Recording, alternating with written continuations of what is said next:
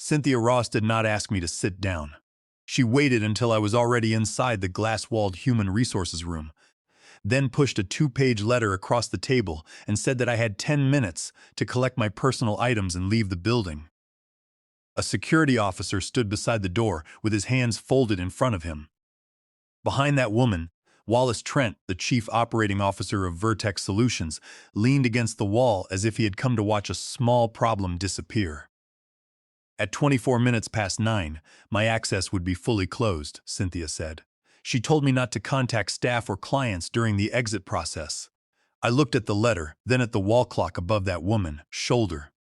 It was 14 minutes past 9. My name is Jonathan Vance. I am 48 years old, and I had spent 15 years at Vertex as the Director of Systems Compliance. That title sounded dull to people who liked bright presentations and quick promises. In practice, it meant I was the person responsible for making sure our largest healthcare clients were warned when a serious operational risk appeared.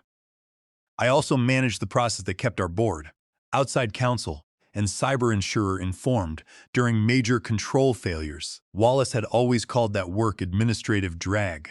That morning, he called it something worse. He said my position had become non-essential overhead and that they were moving toward a leaner operating model. I turned the first page of the letter. It said my role had been eliminated as part of a restructuring. I asked what would happen to my responsibilities. Wallace gave a small smile and said it was already handled. Julian Bates would absorb them. Julian had been at Vertex for 6 weeks. He had never led a major outage review. He had never approved a client continuity plan. He had never sat across from a hospital executive and explained why a failed release had placed patient scheduling systems at risk. But Julian laughed at Wallace's jokes, agreed with every deadline, and called control reviews paperwork. Cynthia tapped the letter and said my severance details were on the second page. I did not pick up the pen she had placed beside it. Wallace's smile faded. He told me I should understand that it was not personal. I had heard executives say that before doing something deeply personal. For 15 years, I had cleaned up failures no one wanted attached to their name. I had worked through nights, weekends, broken launches, angry client calls, and board reviews. I had warned Wallace 3 days earlier that I would not sign a readiness report containing false information.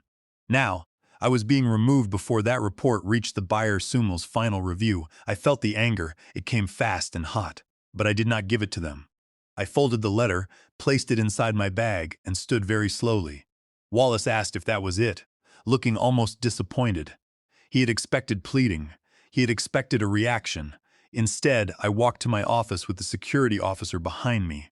My staff had already been pulled into a meeting. My screen was black. My company phone showed no service. They had disabled my access at exactly 14 minutes past 9, before I had even left the human resources room. I took my coat, a framed photograph of my father, and the small notebook were. I kept personal reminders. I left everything else untouched. At 22 minutes past 9, I stepped into the executive corridor. Through the glass, I saw Wallace speaking to Cynthia. He looked relaxed again. Then, at 23 minutes past 9, the phone on the chief executive officer's desk began to ring.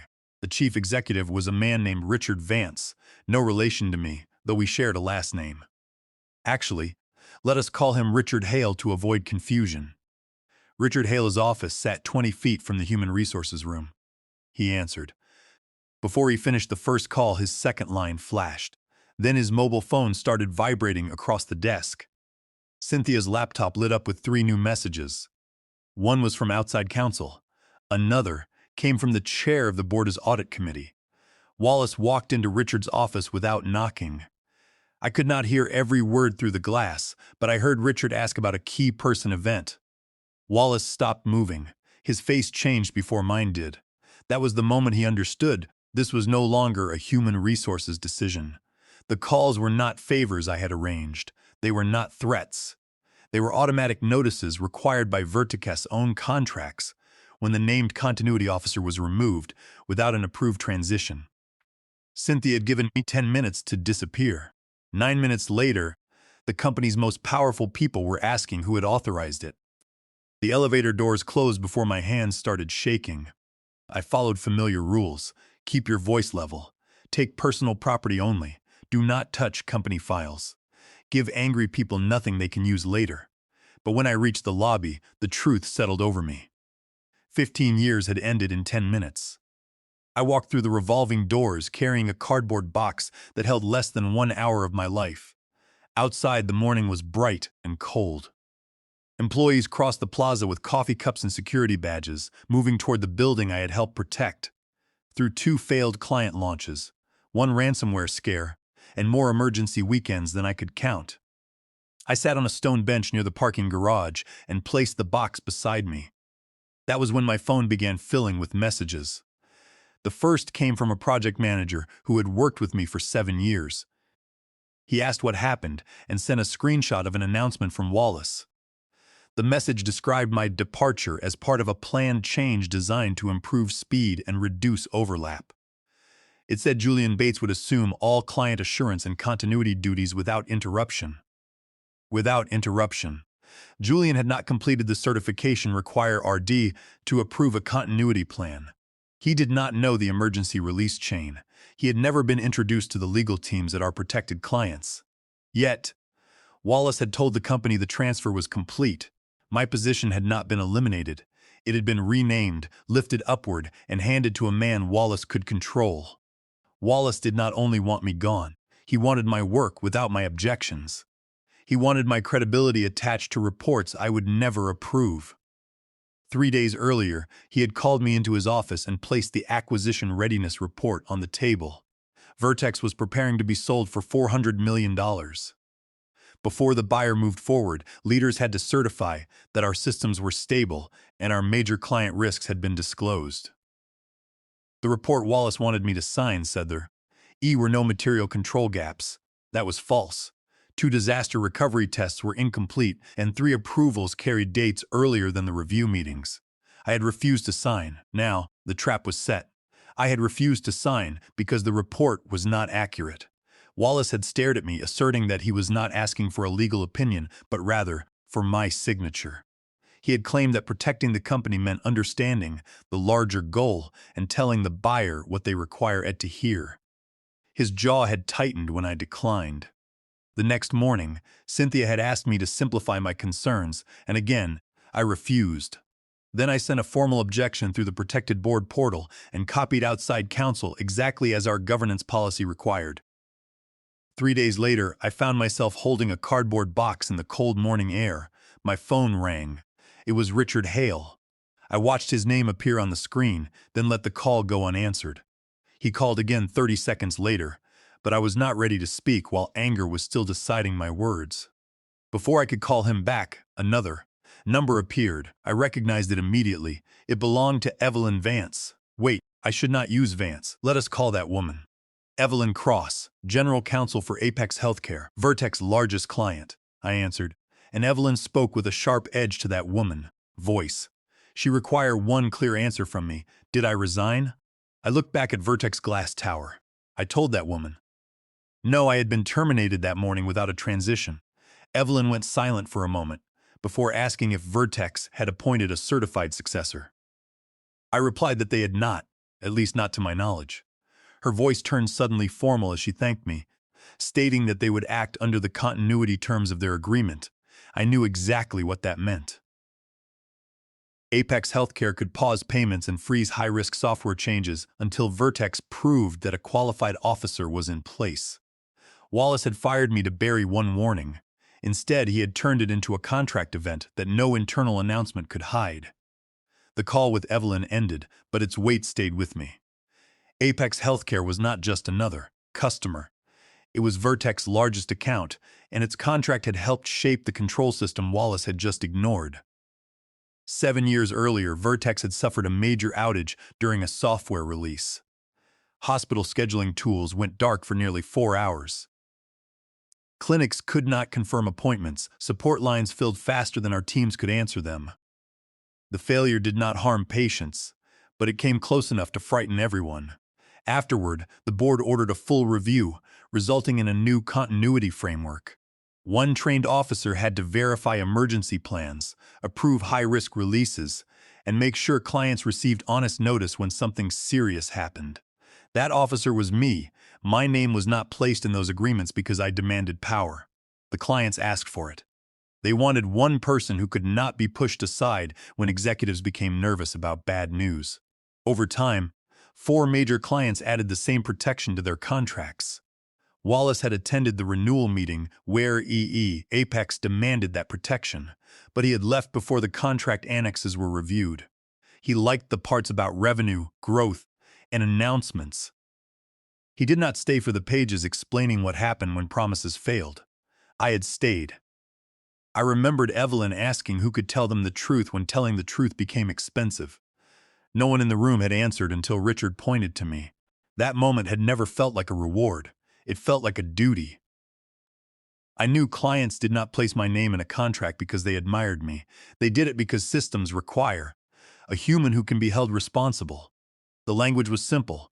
If the named continuity officer left without 30 days of transition, Vertex had to treat it as a key person continuity event. That meant several things happened at once. Clients had to be notified. Outside counsel had to be informed. The cyber insurer had to review the change. The board's audit committee had to confirm that a qualified replacement was ready. Until then, clients could freeze risky software changes. Some could delay payments. The insurer could question whether Vertex was still following the controls required for full coverage. None of those actions depended on me making a call. The notices started because information technology disabled my account. Vertex identity system was linked to the continuity register. When my access disappeared without a completed transfer record, the system flagged the event and sent the required alerts. That was why Richard's phone began ringing 9 minutes after Cynthia gave me 10 minutes to leave. Wallace had assumed he was removing a person. In reality, he had removed a control point that the board, clients, and insurer all watched. And that was only the first problem. Vertex was in the middle of a major acquisition. A buyer was preparing to purchase the company for $400 million. During that process, Vertex had made several written promises: no undisclosed departure of a key control officer, no open retaliation concerns, and no major client risk hidden from the buyer. My formal objection had already raised one question. My sudden firing raised 2 more. Thea was also a board rule Wallace either missed or chose to ignore. During an active sale process, no major control owner could be removed without approval from the audit committee. The rule existed because a careless executive change could affect the buyer's decision. Wallace had broad authority to restructure departments. That was probably the power he believed protected him. But broad authority did not override a specific board rule. He had never asked the audit committee for approval. He had not even told Richard that I was named in the client contracts. As I sat outside the building, I understood something that made my anger settle into focus. I did not own Vertex software. I could not press a button and shut the company down. I had no secret password and no magical legal trick.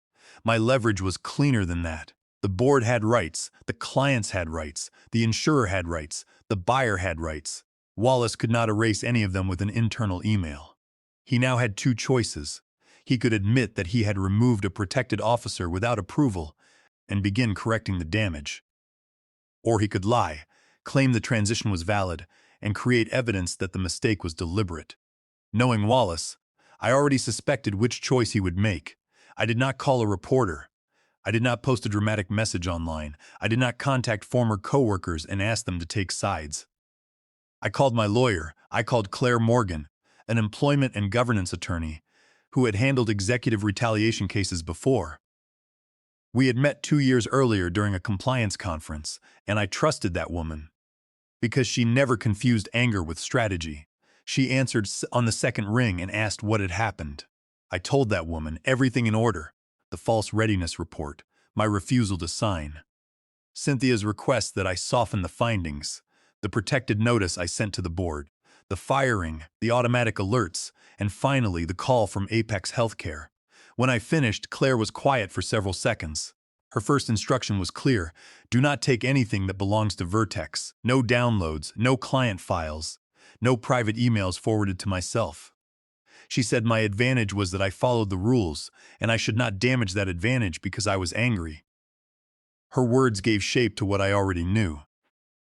If Wallace wanted to describe me as a bitter former employee, I could not hand him anything that made the story believable. I went home and placed the termination letter on my dining table. Beside it, I set out the records I was legally allowed to keep: personal performance reviews, compensation letters, and copies of formal reports that had been sent to my private address through approved processes. For a moment, I stood in my kitchen and let the loss reach me. My company badge was still in my coat pocket, even though it opened nothing. I wanted to call someone and say how unfair it felt. Instead, I made coffee, opened a notebook, and wrote down the first date. Claire joined me by video call. Together, we built a timeline. 3 weeks earlier, Wallace had begun pressing for faster approval of the acquisition readiness report. 10 days earlier, I had found incomplete disaster tests and service figures that did not match the raw results. 4 days earlier, Cynthia had asked me to remove the phrase material control gap. 3 days earlier, I had refused to sign. That same day, I had sent my protected objection through the board portal. Then came the job posting for Julian's position, the sudden changes to my system permissions, and the meeting where Cynthia handed me 10 minutes. Claire studied the dates. She noted that this did not prove retaliation by itself, but it was a pattern worth preserving. That distinction mattered. We were not writing an angry story. We were building a record. Using the protected process listed in Vertex's governance policy, I sent a brief notice to Margaret Price, the audit committee chair. I wrote that my termination appeared connected to a formal control objection. I asked that relevant emails, drafts, access records, and approval documents be preserved. I did not accuse Wallace of fraud. I did not demand that he be fired. I asked Margaret to compare the dates and follow the evidence. Claire read the message twice before allowing me to send it, reminding me that restraint was useful. Let them be the emotional ones. At 17 minutes past 1 that afternoon, Cynthia emailed me a severance agreement. The payment was generous. It included 6 months of salary, health coverage, and a neutral reference. Then Claire reached the final pages.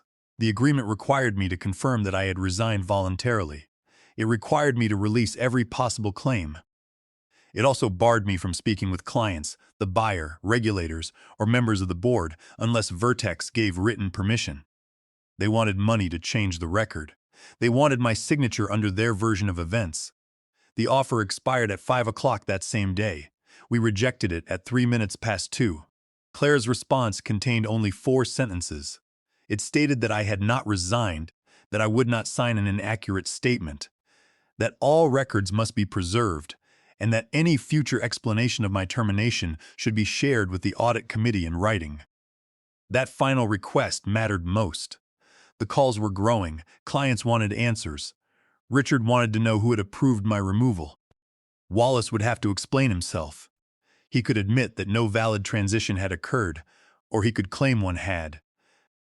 At 46 minutes past 4, Margaret confirmed that the audit committee would begin an emergency document review the next morning. I closed my laptop and looked at the unsigned severance agreement. Wallace had wanted my silence.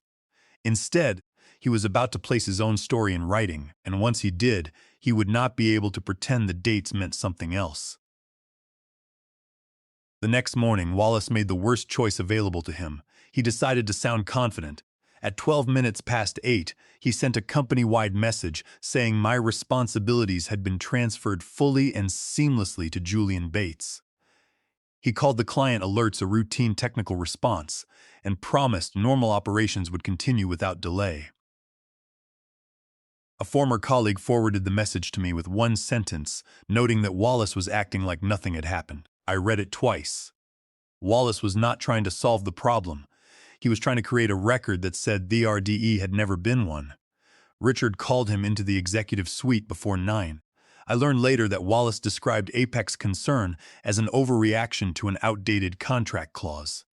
He told Richard they require eddied reassurance, not panic, and asked for until the end of the day. That confidence worked on people who did not know the contracts. It did not work on the lawyers reading them. That should have been the point when Wallace admitted the RDE was no completed transition. Instead, he told Vertex's legal staff to prepare a delegation memo naming Julian as my replacement. The memo carried the date from the day before my firing. On paper, it appeared that Julian had been appointed before my access was removed. But digital documents have histories. The system showed the file had been created at 38 minutes past 11 that morning, more than 2 hours after Wallace had told Richard and the company that the transfer was already complete. The memo had other problems. Julian had not signed the required training statement. No qualified reviewer had approved him. Margaret's audit committee had never seen the change. Someone had placed an earlier date on a document that could not legally complete the transfer. By noon, the cost of Wallace's decision was becoming real. Apex Healthcare placed its quarterly payment on administrative hold. That did not cancel the contract, but it stopped millions of dollars from reaching Vertex until the continuity issue was resolved. The cyber insurer sent a reservation notice, reviewing whether Vertex had broken the control conditions required for full coverage. Then the buyer postponed a senior diligence meeting. Their lawyer asked whether my departure changed any promise Vertex had already made about key employees, control failures, or retaliation claims. Inside Vertex, finance leaders began asking whether other clients could take the same action. No one had a clear answer because Wallace had removed the person who coordinated that review. Wallace could still have corrected the record. He did not. At 40 minutes past 1, he signed a certification stating that no material disruption had occurred and that no control officer had been removed improperly. He used Richard's approval of a broad cost reduction plan as support. That plan allowed department savings. It did not name me, it did not approve my termination, it did not cancel client contracts or board rules. At 15 minutes past 2, Margaret formally asked me to provide evidence. I sent one organized packet. It included my objection memo, the policy requiring audit approval, the termination letter, the timeline, and Julian's job posting with duties copied from my role. I included no insults, no guesses, no emotional language the documents did not require. Help from me. Late that afternoon, Richard asked Wallace for the specific authorization showing that he had approved my removal. Wallace sent him the general cost plan. Richard read it, then asked a second question. Where @E was Jonathan Vance named? There @E was no answer. For the first time, the chief executive understood that Wallace had not merely made a bad decision. He had used Richard's name to hide it. By the following morning, Vertex was no longer pretending the problem was small. Outside counsel issued a legal hold across the company. Every email, draft report, meeting note, chat message, and document history connected to my firing had to be preserved. No one could delete anything. That single instruction changed the mood inside the executive floor. It was no longer an internal issue. People who had spoken casually now chose every word with care. People who had followed Wallace without asking questions began searching their inboxes. The chief financial officer prepared an emergency risk estimate. A delayed sale would also weaken lender confidence, making ordinary borrowing more expensive at the exact moment Vertex might require extra cash.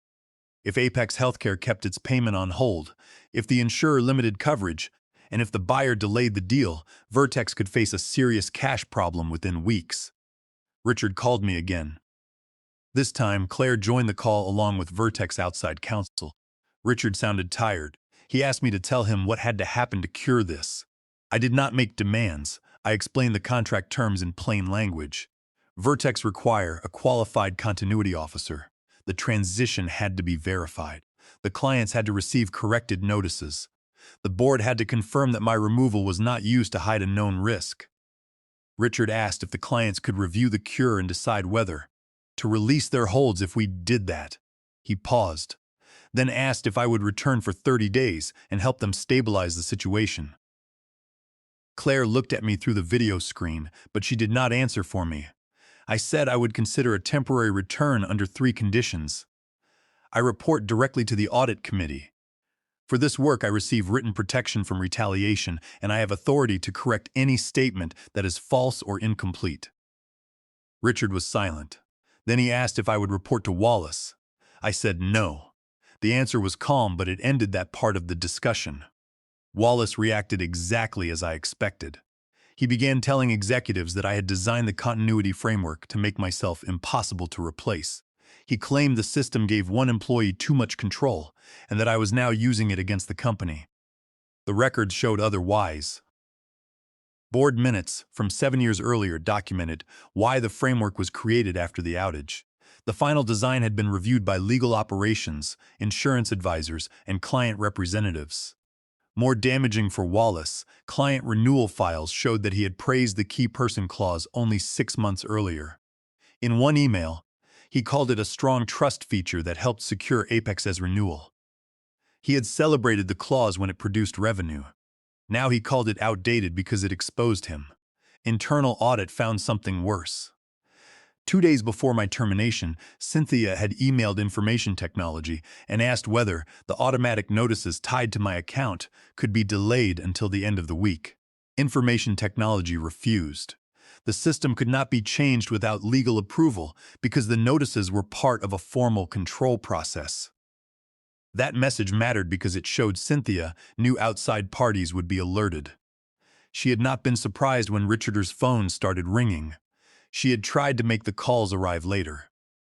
The boardroom was colder than I remembered. A long walnut table ran through the center, polished so brightly that every face reflected in it. Richard sat at the head. Margaret sat to his right with a folder open in front of that woman. Wallace, Cynthia, Julian, the chief financial officer, outside counsel, and 2 board members filled the remaining seats. Claire sat beside me. 3 large screens showed the Buyer-Bris legal team and representatives from our major clients. Evelyn Cross from Apex Healthcare appeared in the center screen, calm and unreadable. Wallace looked at me as if I were the one on trial. Margaret opened the meeting. She stated that they were the REE to establish the facts surrounding my termination, the continuity notices that followed, and the accuracy of statements made afterward. She turned to me and asked me to begin with the timeline. I did not start with Wallace insults. I did not mention the cardboard box or the security officer. I started with dates. I explained when the acquisition readiness report reached me. I showed the pages containing incomplete disaster tests, inflated service figures, and approvals carrying dates that did not match the review records. Then I described Wallace's request for my signature. I stated that I had declined because the report was not accurate. Wallace leaned forward and argued that I had refused to support a critical business process. I countered that I had refused to certify facts I could not verify.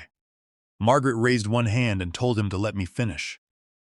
I continued, showing my protected objection to the board, Julian's hiring request created before my termination, and Cynthia's email asking if the automatic notices could be delayed. Finally, I showed the termination letter claiming my role had been eliminated. Cynthia spoke quickly, insisting the role was eliminated and the duties were distributed. Margaret turned a page and noted that the hiring request assigned those duties to Julian under a higher title. Cynthia's mouth tightened. Wallace stepped in, declaring that the company had every right to restructure and that I had used personal client relationships to create panic and punish Vertex. Evelyn Cross answered before I could. She informed Wallace that Apex did not act because I contacted them. They acted because Vertex's own required notice had arrived. Wallace looked toward the screen as Evelyn continued. She explained that their agreement gave them the right to pause payment after an unplanned departure of the named continuity officer, and they had followed the contract. Wallace claimed I had encouraged this. Evelyn replied no, stating that my professionalism was the main reason they had not terminated the agreement. The room went still. Margaret moved to the delegation memo. She asked Julian if he was certified before I was removed. Julian stared at the table and said no. She asked if he was told the approvals were complete. He swallowed and said Wallace had told him they could be completed later. Outside counsel displayed the document history on the screen. The memo naming Julian as my successor had been created after Wallace had already claimed the transition was complete. Wallace's voice sharpened, claiming this was being presented without context. The buyer's lawyer interrupted with one question. Was Vertex's statement that no key control officer had departed accurate when it was made? Everyone looked toward the chief financial officer. He adjusted his glasses and said no. That single word changed the room. Richard turned toward Wallace and stated that he had never approved my termination. Wallace looked stunned and argued that Richard had approved the cost plan. Richard clarified that he had approved savings targets, not this decision, and he had not authorized Wallace to use his name as if he had. Wallace tried to speak again, but Richard raised his hand and withdrew his support for Wallace's explanation. The board moved into a short private session. Claire and I waited in a smaller conference room. 15 minutes later, Margaret called us back. The board had voted to remove Wallace from all operational authority immediately. Cynthia was placed on leave pending the investigation. Wallace stood slowly. The security officer waiting near the door was the same man who had watched me clear my office. For one brief second, Wallace looked at him, then at me. I said nothing. He left the boardroom without the confidence he had carried into it. Margaret turned toward me. She stated that the clients would not lift their holds without a credible cure plan and that they were prepared to restore my former position that day. I looked around the table. My former position did not have the independence required to stop this. I said I would not return to the same structure that allowed it. For the first time that morning, no one interrupted me. They were no longer deciding whether I belonged in the room. They were waiting to hear my terms, and this time they listened. 2 weeks later, Vertex completed its investigation. Wallace was terminated for cause. The board's written findings stated that he had breached his fiduciary duty by misleading senior leaders, bypassing control rules, approving a false transition story, and signing an inaccurate acquisition certification. His actions also exposed the company to severe federal compliance risks under information protection laws, specifically regarding unauthorized access and system modifications by uncertified personnel. Cynthia resigned before the disciplinary process ended, but that woman's resignation did not erase the record. Vertex formally stated that my termination had been improper and connected to the protected objection I filed about the acquisition report. Julian cooperated with the investigation. He admitted what Wallace had told him and accepted responsibility for presenting work he did not understand. He was removed from the vice president role, but allowed to remain in a lower position while completing real training. That decision mattered to me. I did not want every person near Wallace to be destroyed. Revenge without judgment becomes another kind of abuse. Julian had made weak choices, but he eventually told the truth. Wallace had built the lie and kept expanding it after he knew the damage. The board asked me to return permanently. This time the offer came in writing. My new title was Chief Risk and Client Trust Officer. For daily business, I reported to Richard. For protected control matters, I reported directly to Margaret and the audit committee. I received a board-approved budget, authority to stop any client certification I could prove was false, and a long-term equity grant tied to company stability instead of short-term sales. I also required one permanent rule. No executive could remove a major control owner during a sale, audit, or client crisis without independent review. The board approved it unanimously. Then came the harder work. For 30 days, I led the cure plan that Wallace had claimed we did not require. We certified a trained deputy. We completed the missing disaster tests. We corrected the service figures and sent the buyer a full account of what had happened. We also sent honest notices to every affected client. Apex Healthcare released its payment hold after reviewing the corrected plan. The cyber insurer restored full coverage once the missing controls were verified. The buyer continued with the acquisition but at a lower price. Some executives complained that honesty had cost Vertex money. I reminded them that the risk already existed. Honesty had not created the loss. It had stopped the loss from becoming much larger. Vertex survived. The people who tried to hide the truth did not keep their power. The revised policy carried my name now her EE. I preferred that. Good controls should protect people even after the person who designed them has left the building for good. One day, a month after I returned, Richard called the senior leadership team into a company-wide meeting. He stood beside me on the stage and corrected Wallace's announcement. He stated that I did not leave as part of a planned restructuring and that my termination was improper. He told the company that my actions protected Vertex, its clients, and its employees. Then he turned toward me and apologized. The room was silent. I accepted the apology, but I did not pretend it repaired everything. Trust returns more slowly than a title. Still, my real victory was not Wallace losing his office or Cynthia losing that woman. It was knowing that the next employee who refused to sign a false report would not have to stand alone. Several months later, I used the same glass-walled human resources room to train new managers on retaliation and control failures. The table was unchanged, the door was unchanged, the wall clock still hung above the chair where Cynthia had told me I had 10 minutes to leave. For a moment, I could see that morning again. Wallace leaning against the wall, the security officer by the door, my termination letter waiting beside an unused pen. Then the clock reached 23 minutes past 9. I remembered the phones beginning to ring across the executive corridor. Cynthia had expected me to disappear before the 10th minute. Instead, the system she tried to avoid had forced the truth into every room that mattered.